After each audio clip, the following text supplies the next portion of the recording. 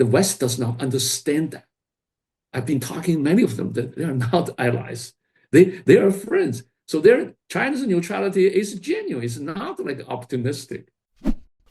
There is talk among a lot of the analysts that, one of the strategies of the Trump administration can or probably is betterment of relations with Russia in order to have more time to focus on China and increase the pressure on the Pacific. Because there's people who say that. I mean, there's Defense Secretary Hegseth actually said so. The Europeans should take over responsibility in Ukraine so that you can do a burden sharing and the United States gets more time to focus on China. Now, do you believe that? And secondly, do you think China actually in your circles, people actually think that this is a threat that, there might be something building up and that there might be a wedge, that the US might try to drive a wedge between Russia and China? Um, this is like a Munich analogy for the old Europe. Right? It's forever. It's always there. So in the mindset of many in the West that anything they try to do with Moscow would serve target on the third party, and this is very interesting and naive, and because they forget or they don't even bother to understand the broad spectrum of Russian-China relations. That has been a very, very, I would say, it's my long time view that this is a normal relationship. It's a pragmatic relationship. It's a stable relationship in the midst of those mega changes around the world. This is something that everybody talking about that in America, transatlantic relationship, and everything is in fast speed. But the Russian-China relationship has been very stable.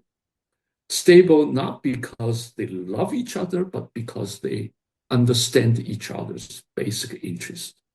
China and Russia has gone way beyond the love and hate oscillation, like the Cold War, like the honeymoon and divorce.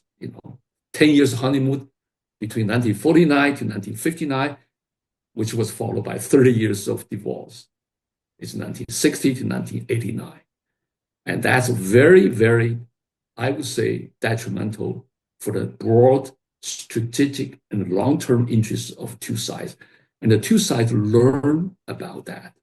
And they invested so much into the stability and the confidence building in their bilateral relationship. One of the key issues, I would say this is an agreement by both sides to maintain stability and the peace of the 4,000 plus kilometers of border is very important because this used to be something that both sides committed so much of their national wealth and power and hurt both sides. So this is something that it's very different from the past. So for many of these, there's internal dynamics between the two sides that they treated each other as partners, not allies, by the way, because allies requires the minimum thing, that is, you're committed to each other regardless of what happened. That's the alliance all about. But the Chinese and Russians are genuinely independent powers with an independent foreign policy, independent defense policy, and independent, I would say they are independent civilizations. By the way, there are very few countries in the world that really have genuine independence. By genuine, I mean they have not only the ability, but not only the willingness, but the ability to do so. I would say the United States is one. I would say China and Russia, they're all genuinely independent powers. They are partners, but not allies. They're unlike in 1914, when the allies and two sides were warring parties commit to each other. One side, one country is attacked, and everybody else. China and Russia do not have the automatic,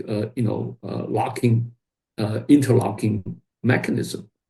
So China does not commit itself to any war Russians fighting, and vice versa, right? If Taiwan happened, Russia is not automatically dissociated. That's the West does not understand that. I've been talking to many of them that they are not allies. They are friends. So China's neutrality is genuine. It's not like optimistic. China does not want to see war in general, by the way. Look at what China has done in the past 40 some years, building bridges, highways across the Eurasian land.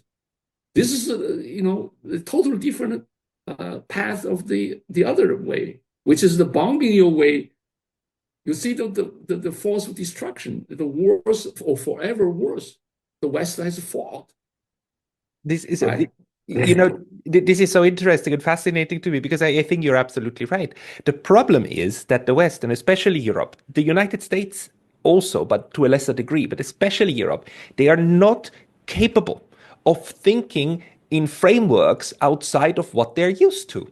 So when they see Russia and China cooperating, they immediately perceive that as an alliance, and they immediately then put everything into those terms. And to them, the Russians, they try to portray the Russians as like weak, therefore they portray them as the junior partner. And they perceive everything in this weird sense of who dominates who, because that's what they do. That's how they act with others. But this is a genuine misunderstanding of how Russia and China cooperate with each other, isn't it? This type of misunderstanding occurred at the multiple levels, and we're talking about at the policy level. Everything between China and Russia must be a conspiracy against the West or America under Biden or whatever. So this is the way they look at it. They don't have any collective memory or I would say attention span to look at the long-term history. Ironically, the Europeans are supposed to know more about history, by the way. They don't. But if you look at the academia, let me talk a little bit about those theories. In Western study of Russian-China relations, there are basically two major schools of thought. One is what I called the alarmed school. Anything between Russia and China is alarming to the West. It must try to work together.